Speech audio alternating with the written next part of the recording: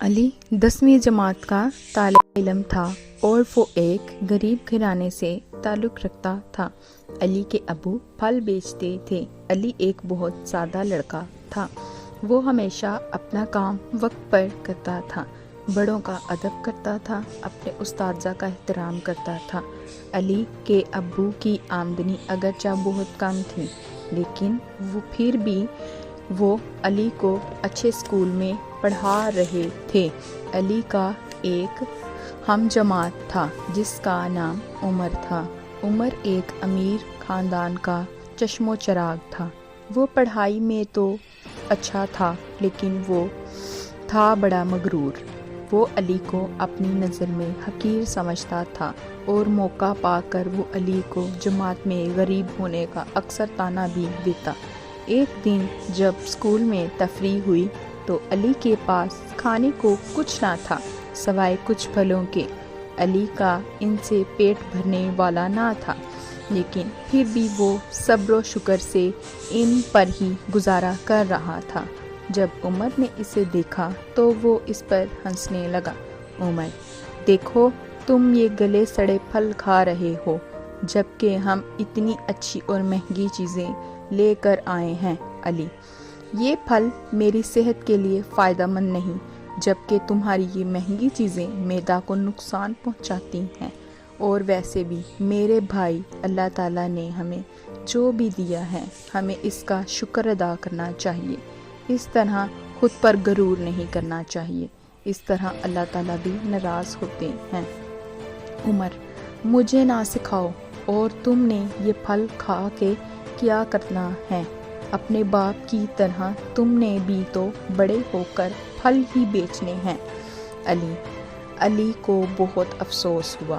دیکھو میرے بھائی، تمہیں ایسا نہیں کہنا چاہیے۔ علی ابھی بول ہی رہا تھا کہ عمر اور اس کے دوست علی پر ہنسنے لگے۔ علی کو بہت دکھ ہوا اور وہ رونے لگا۔ جب وہ گھر آیا تو اس کا چہرہ اترا ہوا تھا۔ علی کی والدہ نے وجہ دریافت کی تو علی نے سارا واقعہ اپنی ماں کو سنا دیا۔ علی کی والدہ بولی، بیٹا، کسی کی باتوں سے دل شکستہ نہیں ہوتے اور ہمت نہیں ہارتے۔ ہمت ہارنے والے کو سب بزدل کہتے ہیں۔ آپ عمر سے بحث نہ کرو، بلکہ آپ اسے پڑھائی میں مات دو۔ آپ اس سے پڑھائی میں اچھے نمبر لے کر ثابت کرو کہ کامیابی میں کسی کی امیری کام نہیں آتی، جو ملتا ہے محنت سے ملتا ہے۔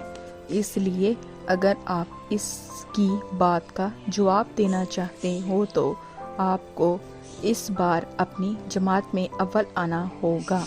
علی سمجھ گیا اور اب وہ دل لگا کر پڑھائی کرنے لگا۔ عمر اب بھی اسے بہت باتیں کرتا، لیکن علی اس کی بات سنی انسنی کر دیتا۔ آخرکار علی کی محنت رنگ لائی اور اب وہ اپنی جماعت میں اول آیا۔ اس کے اساتذہ اس پر فخر کر رہے تھے، لیکن عمر جو معمولی سے نمبروں سے پاس ہوا تھا بہت افسردہ ہوا۔ اب بھی وہ یہی کہتا تھا کہ علی ایک غریب لڑکا ہے، لیکن اس نے اتنی بڑی کامیابی کیسے اپنے نام کر لی، حالانکہ میں ایک امیر لڑکا ہوں۔ یہ سب اساتذہ علی کو ہی پیار کرتے ہیں اور اسے ہی شاباش دے رہے ہیں۔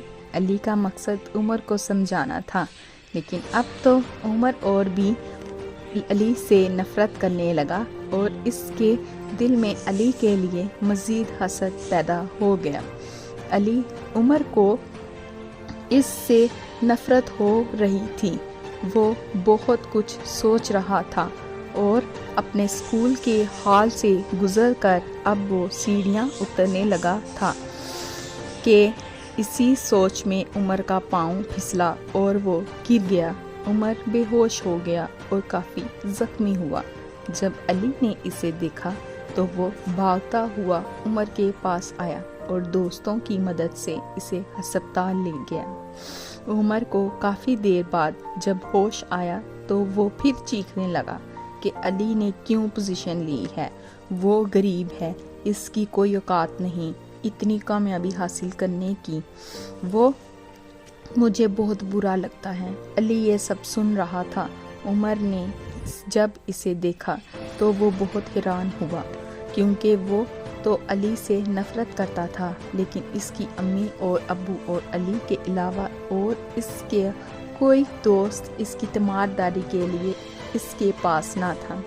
उमर के अल्फाज सुनकर अली को दुख भी हुआ और इसकी आंखों में आंसू भी आ गए, लेकिन वो इस मुकाम पर कुछ नहीं बोला, बल्कि वो कहने लगा, उमर भाई उठो और अपनी दवाई ले लो।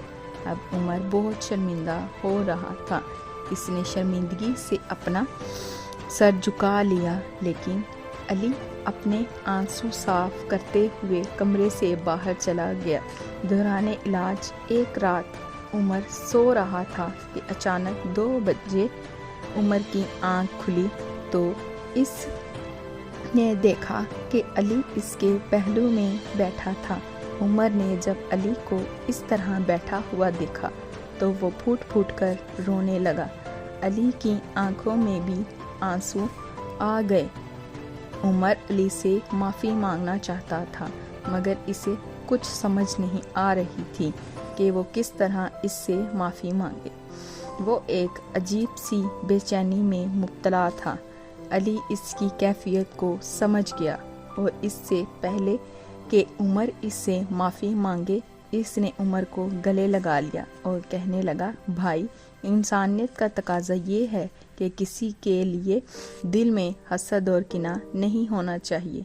उमर अली के इस रवैया से बहुत मुतासिर हुआ। उमर और अली अब बहुत दोस्त बन गए। नतीजा इससे मालूम हुआ कि हमें हमेशा हसद से बचना चाहिए, क्योंकि हसद से कुछ हासिल होने की बजाय उल्टा नुकसान होता है।